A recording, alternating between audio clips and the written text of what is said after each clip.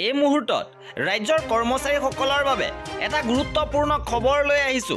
কৰ্মচাৰীসকলৰ এইবাৰ হাহাকাৰ পৰিস্থিতি। গ্ৰেচুইটি পেঞ্চন বিচাৰি কাৰ্যালয় ঘূৰি দুৰ্বিষহ জীৱন নিৰ্বাহ।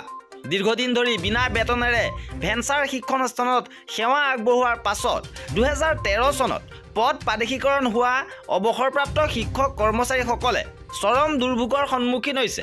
20-30 বছৰ বিনা বেতনেৰে কৰ্মৰত হৈ এইসকল শিক্ষক কৰ্মচাৰীয়ে জীৱনৰ বিয়লি বেলাত 2013 চনৰ 1 জানুৱাৰীৰ পৰা কাৰ্যকৰী হোৱাকৈ চৰকাৰী বেতনৰ মুখ দেখা পাইছিল।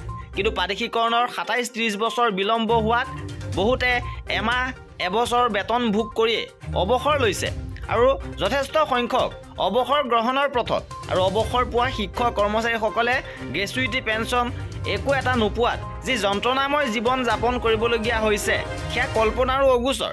গ্ৰেচুইটি হিচাপে 10 লাখ টকা দিয়াৰ কথা সপোন হৈ ৰ'ল।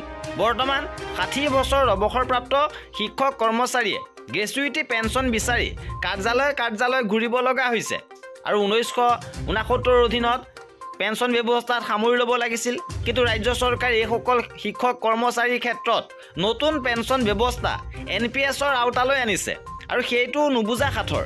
তদুপৰি ইয়াৰে বহু শিক্ষক কৰ্মচাৰীয়ে 1995 চনৰ ষ্টাইপেণ্ড হিচাপে মাহে 900 টকাকৈ পাইছিল আৰু সেয়েহে সদৌ অসম প্ৰাথমিক অৱসৰপ্ৰাপ্ত শিক্ষক কৰ্মচাৰী সন্থাই NPSত অন্তৰ্ভুক্তিৰ তীব্ৰ বিৰোধিতা কৰে আৰু ইয়াৰ সমান্তৰালভাৱে 2013 চনত প্ৰাদেশিকৃত প্ৰতিজন শিক্ষক কৰ্মচাৰীকে গ্ৰেচুইটি আৰু পেঞ্চন শীঘ্ৰে আদায় দিয়াৰ পদক্ষেপ ল'বলৈ চৰকাৰক দাবী জনাইছে।